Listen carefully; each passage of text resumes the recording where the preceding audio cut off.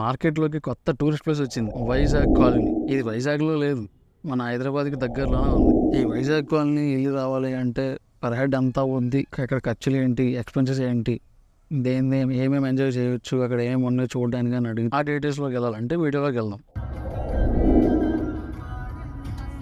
నమస్తే ఆల్, నా పేరు సత్య. సరదాగా బయటికి వెళ్ళి చాలా రోజులు అయింది. కొంచెం రిలాక్స్ అవ్వాలని చెప్పి ప్లేస్ల కోసం వెతుకుతున్నాం. అలా వెతుకుతున్నప్పుడే మా ఫ్రెండ్ వైభవ్ సజెస్ట్ చేసింది వైజాగ్ కాలనీ అని. అది యాక్చువల్గా మేము అనుకున్నది ఒక పిక్నిక్లో వెళ్దామని ఎక్కడికైనా, కానీ ఈ గూగుల్లో చూసినప్పుడు వైజాగ్ కాలనీ అని సెర్చ్ చేస్తే మాకు పిక్నిక్ స్పాట్స్ ఎక్కడ కనిపించలేదు. సరే పిక్నిక్ కాకపోయినా వన్ డే ట్రిప్లో ఎటైనా వెళ్ళేసి వద్దాం అనుకుని వైజాగ్ కాలనీ డిసైడ్ చేసాం. So we are on the way to Vizag colony. ఇది హైదరాబాద్కి 133 కిలోమీటర్స్ దూరంలో ఉంది. ఇది మీరున్న ప్లేస్ నుంచి కొంచెం అటు ఇటు కూడా అవ్వచ్చు, పెరగవచ్చు, తగ్గొచ్చు. మేమున్న ప్లేస్ నుంచి అయితే మేము ఉండేది కేపీహెచ్ ఫీట్ సైడ్. మా దగ్గర నుంచి 182 కిలోమీటర్స్ చూపించింది. డీజిల్ కొట్టించుకొని ఆన్ ద వేలోనే మళ్ళీ బ్రేక్ఫాస్ట్ కోసం ఆగాం. Breakfast tiffins are not up to the mark. నాకు ఈ టిఫిన్ షాప్ ఐడియా లేదు. కొబ్బరి చట్నీ ఏమంటే కొబ్బరి నీళ్ళు ఇచ్చాడు ఆయన. ఆ చట్నీ వాటర్లో ఉందనుకోండి. సో ఉన్న దాంట్లోనే సర్దుకొని తిని బయలుదేరాం. వెళ్ళేసరికి 9:30, 10 అయినట్టు ఉంది అక్కడికి రీచ్ అయ్యేసరికి. So this is Vizag colony. Nagarjuna Sagar back water. మేము వెళ్ళే దారిలో ఎలా కనిపించిందంటే ఒక బీచ్ లా కనిపించే గోదావరి.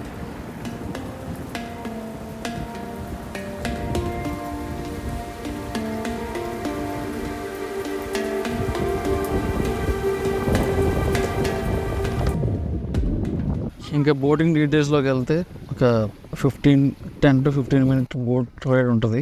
దానికి ఎక్కడ 1 hour, half an hour, 1 hour మీరు స్టే చేయొచ్చు లోపల. ఒడ్డు నుంచి తీసుకెళ్ళి ఒక కొండ దగ్గర వదులుతారు. అక్కడ మీరు తింటారో ఆడుకుంటారో గంట సేపు టైం ఉంటుంది. మీరు ఏమైనా చేసుకోండి.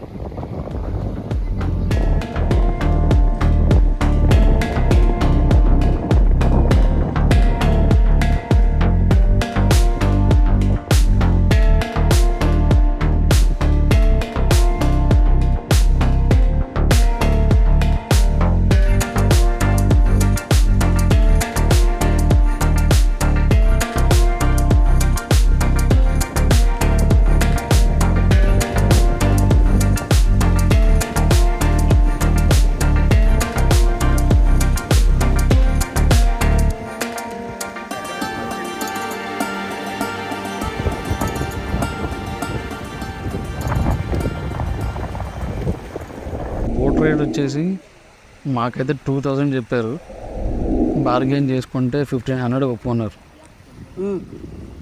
మేక్ షూర్ మీరు బోటింగ్కి వెళ్ళినట్టయితే బార్గెన్ చేయడం మాత్రం మర్చిపోకండి, అసలు వదలవద్దు.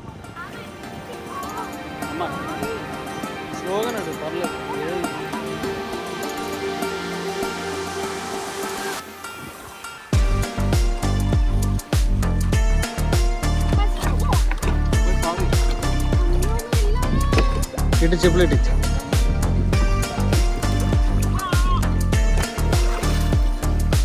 స్లో. సరే నేను పట్టుకున్నా పద.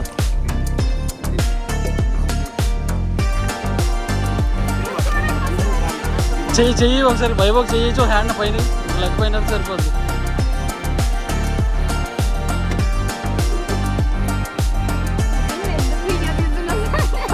అన్నీ పెట్టడం లేకుండా పెడతా. అది అలా చేయబడు.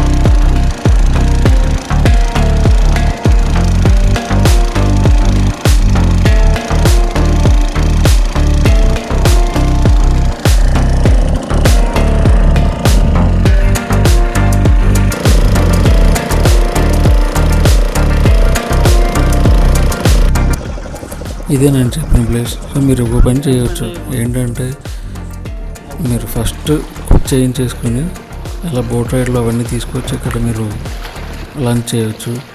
ఇంకో ఆప్షన్ ఏంటంటే ఫస్ట్ బోట్ రైడ్ అయిపోయిన తర్వాత మీరు ఎక్కడికైనా ఒక పిక్నిక్ చెట్టు కింద లేదంటే ప్లేస్ చూసుకొని అలా కూడా ప్లాన్ చేసుకోవచ్చు.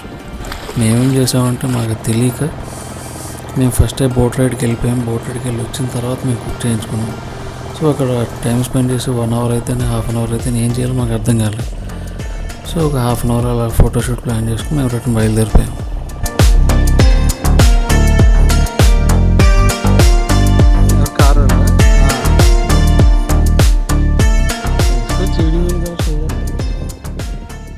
అండ్ నెక్స్ట్ స్పెషాలిటీ ఏంటంటే ఈ వైజాగ్ కాలనీకి ఫ్రెష్ ఫిషెస్, తాజా చేపలు, సోమేష్ ఫిష్ సెంటర్ అనేది ఉంది. ఆ ప్లేస్కి వెళ్ళి ఆవిడ దగ్గర చేపలు లేవని చెప్పి మళ్ళీ ఆవిడ వేరే ప్లేస్ సజెస్ట్ చేశారు. ఆవిడ దగ్గరికి వెళ్ళి వేరే అతని దగ్గరికి వెళ్ళి ఫిష్ తెచ్చుకొని సోమేష్ ఫిష్ సెంటర్ ఏదైతే ఉందో అక్కడ వండించుకున్నాం. 2.5 కేజీలు చేపలు తీసుకున్నాం. ఒక చేపతో ఫ్రై పెట్టించుకున్నాం, ఇంకో చేపతో పులుసు పెట్టించుకున్నాం.